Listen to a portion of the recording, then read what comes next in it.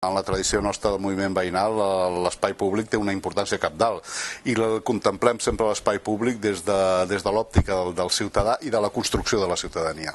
Per tant, el que ens preocupa a l'hora d'abordar totes les temàtiques que afecten l'espai públic és sobretot preservar aquesta funció de l'espai públic com lloc de trobada i de socialització, de construcció de la ciutadania, d'encontre, de debat, de manifestació, d'expressió, tant del lleure, de la cultura com de les vivències de la ciutadania. Per tant, és aquest enfocament que per nosaltres és el determinant i el que hauria de presidir tota la gestió dels paràmetres que intervenen en l'espai públic. Hi ha una evolució en l'espai públic i una evolució en un sentit que no ens agrada, és a dir, en un sentit de mercantilització de l'espai públic.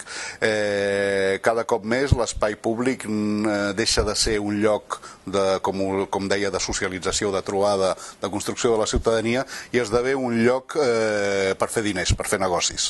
Aleshores hi ha un desenvolupament cada cop més invasiu de la privatització de l'espai públic, de la seva utilització en finalitats estrictament comercials, manllevant les potencialitats de creativitat i de socialització que representa aquest espai. S'ha d'anar guanyant progressivament espai pel vianant.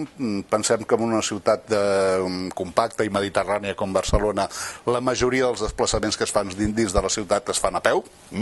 Per tant, sembla la cosa pot ser tan banal i és tan evident que de vegades oblidem aquest fet, que és un fet propi, característic i positiu d'una ciutat com Barcelona. Nosaltres pensem que efectivament hi ha un excés de terrasses i que Barcelona està esdevenint una ciutat de terrasses. Això comporta no només una ocupació excessiva del volum, en termes de volum d'espai públic que esdevé privatitzat, sinó que transforma la seva característica d'espai públic. Finalment, la ciutadania, per trobar-se, per petar la xerrada, per intercanviar vivències, ha de consumir, ha d'acabar consumint. I això transforma les característiques de l'espai públic, que deixa de ser aquest espai de construcció de la ciutat per esdevenir una mena de centre de negocis en què el ciutadà deixa de ser ciutadà i esdevé consumidor i client. La mateixa normativa que proposa l'Ajuntament fa que el control d'aquestes terrasses derivi dels districtes, és a dir, de l'administració, diguem-ne, més propera al carrer, a una comissió municipal que esdevé un organisme d'abast cada cop més difícil, cada cop més allunyat de la ciutadania i dels inputs que poden arribar des de la ciutadania. Com més allunyat estigui de la ciutadania i del contacte amb les entitats de la societat civil un organisme administratiu, acostuma a estar molt més proper i molt més procliu a les pressions i a les incidències dels lobbies que actuen sobre la ciutat i que són molt potents en l'àmbit hoteler, en l'àmbit del turisme, en l'àmbit del lleure, i clar, el problema és aquest, és el d'una realitat objectiva. Organismes de decisions allunyats de la societat civil són cada cop més proclius a les pressions, a rebre els inputs i les influències dels lobbies que estan molt ben organitzats en aquesta ciutat. Eixamplar la normativa i permetre que altres establiments que fins ara no tenien l'accés a la instal·lació de vetlladors i de taules al carrer, com són fleques, com són botigues de degustació i altres, d'entrada multiplica exponencialment aquesta ocupació de l'espai públic a partir de la projecció de comerços privats. Però a més hi ha indefinicions i aquestes zones d'indefinició acaben sent resoltes per les, diguem, pulsions de la realitat econòmica. La realitat econòmica és que aquesta ciutat i el seu govern municipal aposten molt fortament per un desenvolupament massiu del turisme. Nosaltres mai hem entrat en una discussió sobre turisme sí, turisme no, perquè és evident que en una ciutat com Barcelona, en què és un centre d'atracció turística a nivell internacional, així ha estat, així ha de ser, és una part important del producte interior brut de la ciutat. Ara bé, depèn de com es reguli el turisme, de com es regulin els fluxos turístics que arriben a la ciutat, podem acabar induint un model de ciutat o un altre. El turisme pot ser gestionat d'una determinada manera, pot ser un factor molt potent de dualització de la ciutat. És a dir, que arribem a tenir dues Barcelones. Una Barcelona concebuda al voltant o muntada al voltant de determinats eixos comercials i determinats monuments que configuren una fesomia i una projecció internacional com centre d'atracció turística, i una altra Barcelona que deixa de tenir aquest nom, cada cop més castigada pels efectes de la crisi, de les desigualtats socials, de l'empobriment de barriades senceres. El fet de que s'aposti unilateralment i de manera desbocada pel turisme incideix molt negativament en aquesta dinàmica de dualització de la ciutat. Tenim la ciutat amb més motos de tota Europa, la qual cosa ens planteja un problema de contaminació mediambiental i acústica i un problema de conflicte en la seva gestió. Bé, cal harmonitzar tots els aspectes, si no, no ho resoldrem. El problema, evidentment, cal limitar la invasió de les voreres per part de les motos, però les solucions que podem anar habilitant del tipus de zones d'aparcament per motos, reservades per motos, que potser haurien d'anar guanyant espai o lloc sobre els aparcaments i les zones destinades als vehicles de quatre rodes, no deixen de ser solucions transitòries. La solució de fons va en un canvi de paradigma general de la mobilitat a Barcelona.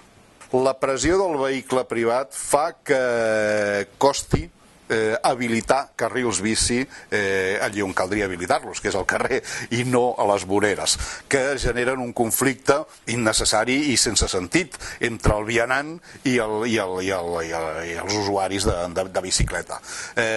Naturalment és una mica com si ens estalviéssim, com si la bicicleta en lloc de guanyar terreny al vehicle privat, de vegades el disputa a les voreres als vianants. És una topada que nosaltres pensem que cal evitar. Nosaltres som partidaris de la promoció del carril bici ben ordenat. És una bona inversió des del punt de vista de la mobilitat urbana, perquè és un sistema de desplaçament en futur. Per això nosaltres hem defensat una cosa com el bicing, malgrat totes les crítiques i totes les limitacions que tingui, en la mesura que s'ha servit per promoure i per desenvolupar l'ús de la bicicleta en una ciutat com Barcelona, que ha estat un canvi també, un element de canvi cultural en la mentalitat de la ciutadania, i això és positiu. El tema de les motos és una mica col·lateral a aquest. En la mesura que el transport públic encara, pel seu desenvolupament, pel seu encariment, que aquest és un element en el qual nosaltres sempre insistim, és una bona inversió. Ja sabem que hi ha una dificultat enorme en el finançament d'un transport públic a la ciutat de Barcelona. És complex i està molt mal resolt, però dissortadament el pes que té a nivell de costos sobre la ciutadania és excessiu, i això limita l'utilització d'un servei que caldria justament promoure. A la mesura que tots aquests elements encara van molt desencaixats, ens costa molt d'anar disminuint significativament el pes del vehicle privat en els desplaçaments urbans. Nosaltres sempre hem estat molt partidaris d'abordatges agosarats i fins i tot experimentals a nivell, per exemple, de les superilles, que és una manera d'una banda de pacificar carrers, de circumscriure l'àmbit del desplaçament del vehicle privat i de potenciar els espais de convivència i de construcció de ciutadania. Per nosaltres té molts aspectes necessaris de disseny i de projecció d'un nou model de ciutat, aquest tipus de proposta. No ens en sortim gaire bé. Cal dir que l'actual Ajuntament havia acceptat la perspectiva de fer a nivell experimental algunes superilles durant aquest mandat. No veiem arribar la realització d'aquest projecte i ens inquieta, perquè és una proposta que justament recull el conjunt de problemàtiques a les quals et referies.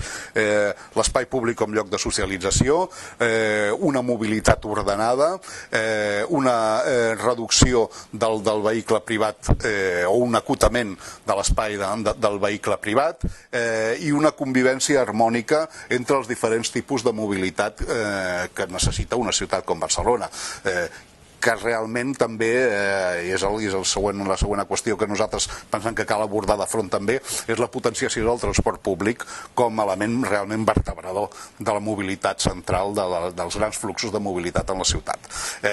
Sense això, abordant les coses de manera separada, només podem arribar al que estem fent ara, que és acotar, limitar, reduir, guanyar espai progressivament. Tot això certament és positiu, però queda molt lluny a la vista dels nivells de contaminació i de les problemàtiques que té la ciutat, queda molt lluny de l'aposta agosarada de canvi de paradigma en la ciutat que caldria fer.